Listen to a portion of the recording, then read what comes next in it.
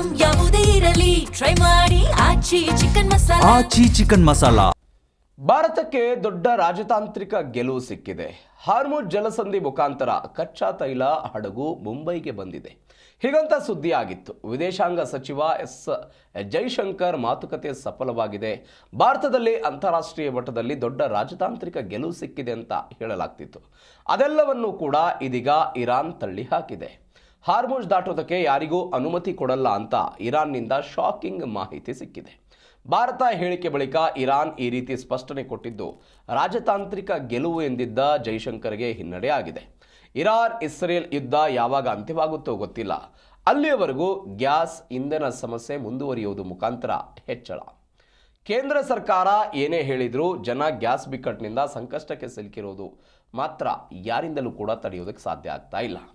ಯಾಕಂದರೆ ಭಾರತಕ್ಕೂ ಕೂಡ ಇದೇ ಹಾರ್ಮುಜ್ ಜಲಸಂಧಿ ಮುಖಾಂತರವೇ ತೈಲ ಬರೋದು.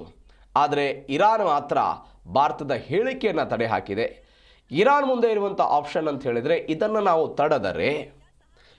ನಾವು ತಡೆದರೆ ಜಾಗತಿಕವಾಗಿ ತೈಲದ ವಿಚಾರಕ್ಕೆ ಸಂಬಂಧಪಟ್ಟಂತೆ ಬಿಕ್ಕಟ್ಟುಗಳು ಸೃಷ್ಟಿಯಾಗುತ್ತೆ. ಆ ಮುಖಾಂತರ ಯುದ್ಧವನ್ನು ಕೊನೆಗಾಣಿಸಬಹುದು ಅಂತ ಇರಾನ್ನ ಲೆಕ್ಕಾಚಾರ ಕೂಡ ಇದೆ. ಯಾಕಂದರೆ ಕಳೆದ 13 ದಿನಗಳಿಂದ ನಿರಂತರವಾಗಿ ಆಗ್ತಾ ಇರುವಂಥ ದಾಳಿ, ಪ್ರತಿದಾಳಿ, ಯುದ್ಧದ ಬಿಕ್ಕಟ್ಟು ಎಲ್ಲದರ ಪರಿಣಾಮ ಆರ್ಥಿಕತೆಗೆ ಹೊಡೆತ ಬೀಳ್ತಾ ಇದೆ.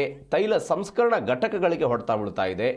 ಅದರ ಪರಿಣಾಮವನ್ನು ನಾವು ಕೂಡ ಅನುಭವಿಸ್ತಾ ಇದ್ದೀವಿ. ಹೀಗಾಗಿ ಈ ಹಾರ್ಮುಜ್ ಜಲಸಂಧಿಯನ್ನು ನಾವು ಬಂದ್ ಮಾಡ್ಕೊಂಡ್ಬಿಟ್ರೆ ಜಗತ್ತಿನ ವಿವಿಧ ದೇಶಗಳಿಗೆ ಇದರ ಪರಿಣಾಮ ಆಗುತ್ತೆ. ಆ ಮುಖಾಂತರ ಜಾಗತಿಕವಾಗಿ ಇಸ್ರೇಲ್ ಮತ್ತು ಅಮೆರಿಕಾದ ಮೇಲೆ ಒತ್ತಡ ಬರಬಹುದು ಎನ್ನುವಂಥ ಲೆಕ್ಕಾಚಾರ ಕೂಡ ಇರಾನ್ನದ್ದಿದೆ.